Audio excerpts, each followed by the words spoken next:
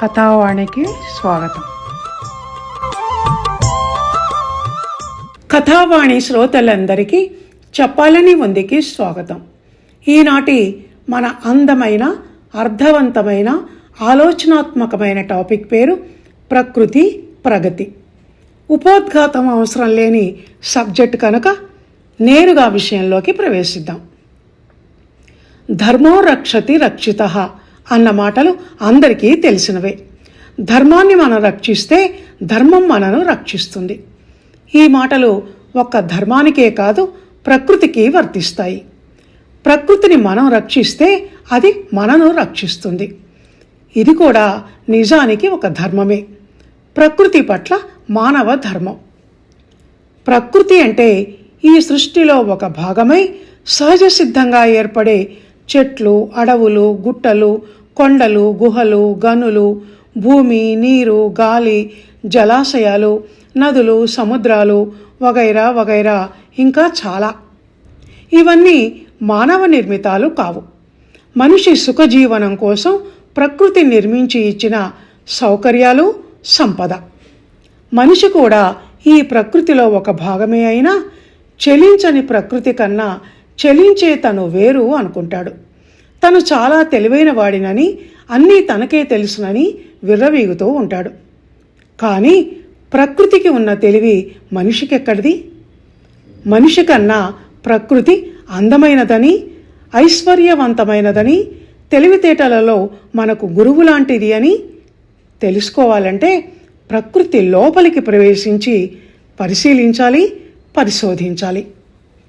జగదీష్ చంద్రబోస్ అనే శాస్త్రజ్ఞుడు చెట్టుకు ప్రాణం ఉంటుందని, అవి కూడా మనిషిలా శ్వాసిస్తాయని చెప్పే వరకు అది ఒక జడ పదార్థం అన్న అజ్ఞానంలోనే ఉన్నాడు మనిషి. దానికి కొనసాగింపుగా మరో శాస్త్రవేత్త మొక్కలలోనూ అనుభూతులు అంటే ఫీలింగ్స్ ఉంటాయని చెప్పటంతో ఈసారి నివ్వెరపోయాడు.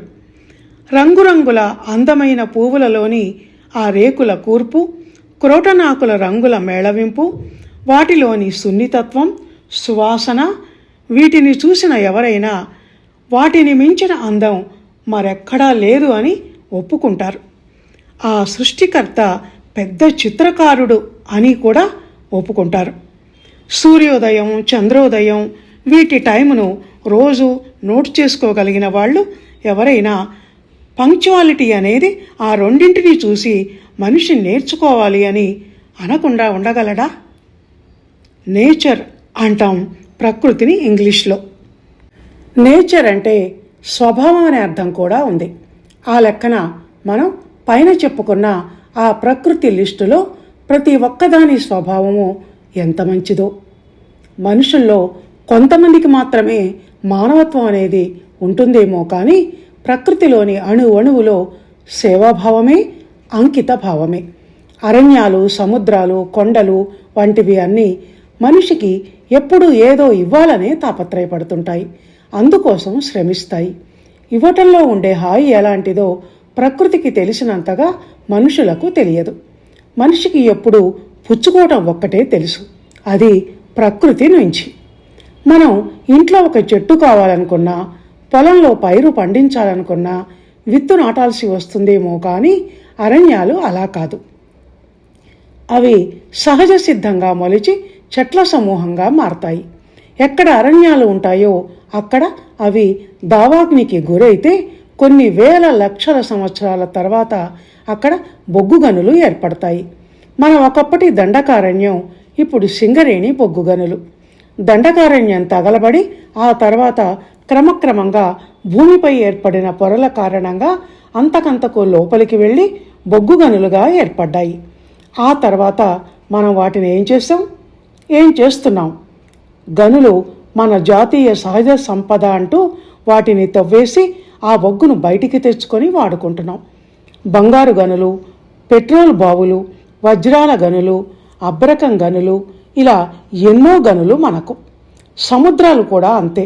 అందులో నుంచి ఉప్పును తయారు చేసుకుంటున్నాం. సముద్ర గర్భంలో మనకు ఎనలేని సంపద ఉంది. అగాధమౌ జలనిధిలోన ఆణిముత్యమున్నటులే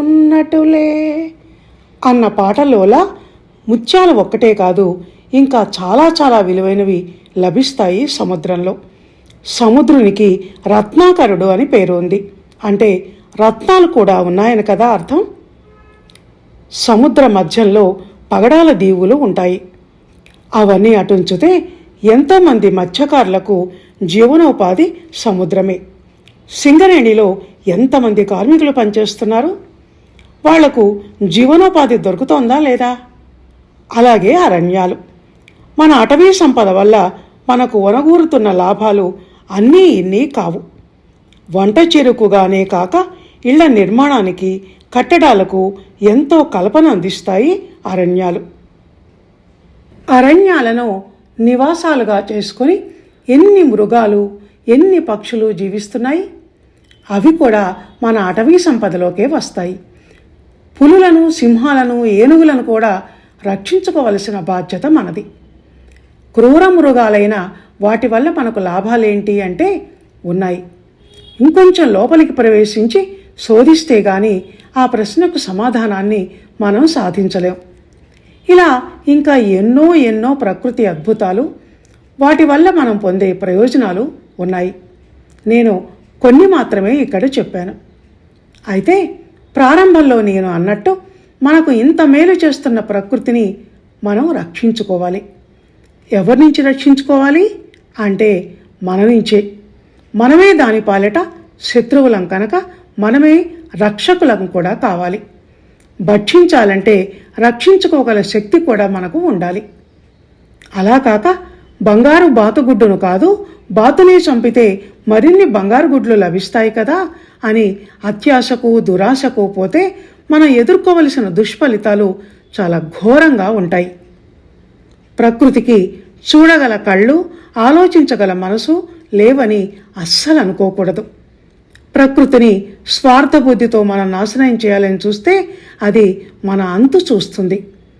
ప్రకృతికి కోపం రానే రాదు, వస్తే మటుకు ప్రళయమే, బీభత్సాన్ని సృష్టిస్తుంది.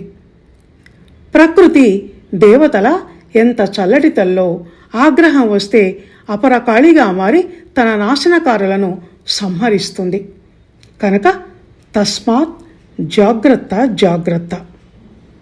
అది ఎలాగో తెలుసుకోవాలంటే ఇక్కడి నుంచి మనం ఈ ప్రకృతి ప్రగతి కబుర్లను ఒక మలుపు తిప్పాలి.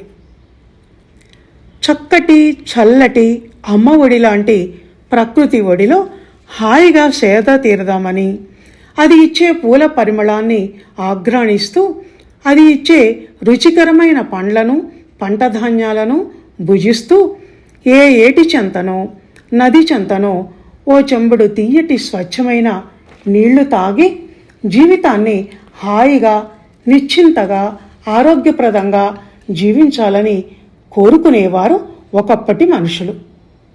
ఇప్పటి నవనాగరికపు స్వార్థపరులైన మనుషులు ఏమనుకుంటున్నారంటే పంట పొలాలన్నీ నాశనం చేసి ఆ స్థలంలో అపార్ట్మెంట్ కట్టాలని, ఆరుబయట చెట్టుగాలి కన్నా ఏసీ గదిలోని మిషన్ గాలి చల్లదనాన్ని అనుభవించాలని, కుండలోని చల్లటి ఏటి నీరు కన్నా సీల్డ్ బాటిళ్లలోని చిల్డ్ వాటర్ని తాగాలని కోరుకుంటున్నారు. ఇంకా కుషన్ మెత్తలు, డన్లప్ పరుపులు అయితే సుఖంగా ఉంటాయని అనుకుంటున్నారు. విశాల దృక్పథం ఉన్న మనసు కాస్త ఇలా ఎప్పుడైతే కంజెస్టెడ్ అయిపోయిందో, సంతోషం కన్నా సుఖం మిన్న అని ఎప్పుడు అనుకున్నాడో మనిషి, అప్పుడు లగ్జరీస్ లైఫ్కు అలవాటు పడి అది ఫుల్ఫిల్ చేసుకోవడం కోసం డబ్బు యావను విపరీతంగా పెంచుకుంటున్నాడు. ఎలాగైనా సంపాదించాలి, అధర్మంగానైనా సరే అని మనిషి ఎప్పుడైతే అనుకున్నాడో అప్పుడు అతని కన్ను పచ్చటి ప్రకృతి మీద, విలువైన వనరుల మీద పడింది. ఆ వెంటనే వాటి మీద అతని భస్మాసుర హస్తం కూడా పడింది. ఇక్కడ ఈ మాట ఎందుకంటున్నానంటే, భస్మాసురుడు అనే రాక్షసుడు అందరినెత్తినా చెయ్యి పట్టి కాల్చి బూడిద చేసేసి చివరకు తన నెత్తిని చెయ్యి పెట్టుకొని తను కాలి బూడిద అయ్యాడు కదా. ప్రకృతి జోలికి పోతే మనిషి అలాగే తన నాశనాన్ని తను కొని తెచ్చుకుంటాడు అని చెప్పటానికి. అరణ్యాలను అడ్డంగా నరికేసి వెంచర్స్ చేసుకొని రియల్ ఎస్టేట్ వ్యాపారం చేసుకోవటంతో మనిషికి పీల్చటానికి స్వచ్ఛమైన ఆక్సిజన్ కరువై సిలిండర్లలోని కృత్రిమ ఆక్సిజన్ను పీలుస్తున్నాడు. చెట్లు కరువవటంతో మేఘాలకు చల్లని గాలి తగలక వర్షాలు కురవటం మానేశాయి. మేఘాలు ముఖం చాటేస్తున్నాయి. దాంతో ఉన్న కొద్ది పొలాలు నీరు లేక పంటను ఇవ్వటం లేదు. ఫ్యాక్టరీ పొగగొట్టాలు విరజిమ్మే కలుషితాల వల్ల నేల, నీరు, గాలి అన్నీ కలుషితమై మనిషి నిరంతరం ముక్కుకు మాస్కులు పెట్టుకొని తిరుగుతున్నాడు. నగరీకరణ అని తెలుగులో పిలువబడే సిటీ డెవలప్మెంట్ నిలువుగాను అడ్డంగానూ కూడా పెరుగుతుండటంతో నేల కిటకిటలాడిపోయి కాలు పెట్టడానికి జాగా లేక చెరువులు, కుంటలలోకి సైతం జొరబడి అక్కడ ఇల్లు కట్టుకుంటున్నాడు స్వార్థపరుడైన మనిషి. దాంతో వర్షం పడితే నీరు నిలిచి జనావాసాలన్నింటినీ వరదలు ముంచేస్తున్నాయి.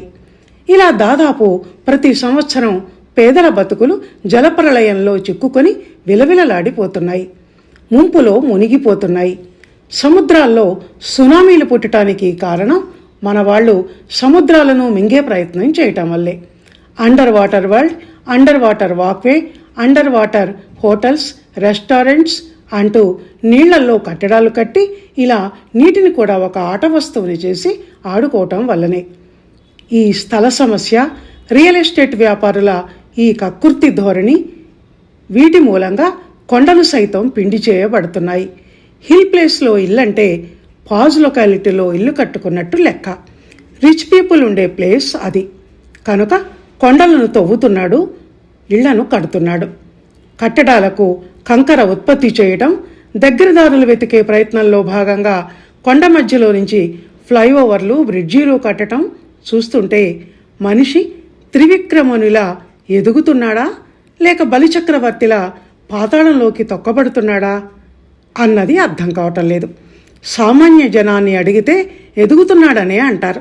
శాస్త్రజ్ఞులను అడిగితే అంతకంతకు తనకు తెలియకుండానే తను కుంచుకుపోతున్నాడు అంటారు. పర్యావరణ ప్రియులను అడిగితే వినాశకాలే విపరీత బుద్ధి అని ఒక గాఢ నిట్టూర్పు విడుస్తున్నారు. నాకు మాత్రం ఏమనిపిస్తుందంటే, ఒకప్పుడు ఇక్కడ అన్నీ చెట్లే ఉండేవి, ఇప్పుడు అన్నీ అపార్ట్మెంట్సే వెలిశాయి అని ఎవరైనా అంటే గుండెను పిండేసినంత బాధ కలుగుతుంది. మొన్న ఈ మధ్య మా ఇంట్లో పనిచేసే అమ్మాయి, ఒకప్పుడు ఇక్కడ అన్ని చెట్లు గుట్టలే ఉండేవమ్మా, మేము ఆ చెట్లలో, ఆ గుట్టల మీద ఆడుకునేవాళ్ళం, ఇప్పుడు ఎక్కడ చూసినా రోడ్లు, ఇళ్లే అని చెప్పటం ఇందుకు ఒక ఉదాహరణ.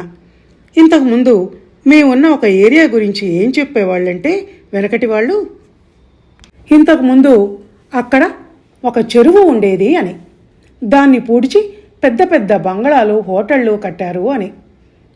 ఇవన్నీ వింటుంటే నాకేమనిపిస్తుందంటే, బకాసురుని ఆకలైన బండెడు అన్నంతో తీరుతుందేమో కానీ ఈ భూబకాసురుల ఆకలి ఎంత భూమిని మింగనా తీరదేమో అని. ఇలా మన ప్రకృతి సంపదను నాశనం చేసి ఆ శిథిలాల మీద ఇల్లు కట్టుకొని కొలకటం అన్నది మానవ ధర్మం కాదు. ఆ ప్రకృతి సంపదను అడవి దొంగల నుంచి, భూకబ్జాదారుల నుంచి, అంతెత్తు కొండను అప్పడంలా నమిలేసే కొండల దొంగల నుంచి కాపాడుకోవటం మానవ ధర్మం అనిపించుకుంటుంది. లేకుంటే వినాశనం తప్పదు. ప్రకృతికి కోపం వచ్చి ఒక్క ప్రళయాన్ని, ఒక పెద్ద సునామీని లేవనెత్తిందంటే ఆనాడు ద్వారక సముద్రంలో మునిగిపోయినట్టు మన సుందర నగరాలు కూడా అలా మునిగిపోతాయి. ప్రవహించాల్సిన వర్షపు నీటిని కట్టడాలతో అడ్డుకట్టలేశామంటే అవి రివర్స్లో వెనక్కి వచ్చి మన కొంపలనే ముంచేస్తాయి. మన బతుకులను వరదలో కొట్టుకుపోయేలా చేస్తాయి. అందుకే విధ్వంసానికి పాల్పడొద్దు అని చెప్పేది. కన్స్ట్రక్షన్ అభివృద్ధికి చిహ్నం, డిస్ట్రక్షన్ వినాశనానికి చిహ్నం. కానీ ఆ కన్స్ట్రక్షన్ జరగాల్సిన చోట నియమ నిబంధనలకు అనుగుణంగా న్యాయబద్ధంగా జరగనప్పుడు ఆ కన్స్ట్రక్షన్ని డిస్ట్రక్ట్ చేయక తప్పదు. వినాశనం ఒక్క నిమిషంలో జరిగే పని, కన్స్ట్రక్షన్ మాత్రం కొన్ని నెలలు, సంవత్సరాలు పట్టే పని. ఇటుక మీద ఇటుక పేర్చి ఇల్లు కట్టడం అంటే అది చాలా వ్యయంతో, శ్రమతో కూడుకున్న పని. అయినా తప్పదు అనేది ఎందుకంటే చేసిన తప్పుకు అది శిక్ష. నా ఇష్టం వచ్చినట్టు నేను ప్రవర్తిస్తాను, అడ్డం వచ్చిన వాళ్లను అది ప్రకృతి అయినా సరే నరికి పడేస్తాను అంటే ప్రకృతి తన పద్ధతిలో తాను రివెంజ్ తీసుకుంటుంది. దానికి కోపం రానే రాదు, వచ్చిందంటే తట్టుకోవడం కష్టం. ఇదండి ఈరోజు చెప్పాలని ఉందిలో నేను చెప్పాలనుకున్న విషయాలు. ఇంకా చాలా ఉంది చెప్తే కానీ ఎక్కడో అక్కడ ముగించక తప్పదు గనక ఇక్కడ ముగిస్తాను. ఆ తర్వాత ఈ విషయమై ఆలోచించే పని మీది. ధన్యవాదాలు.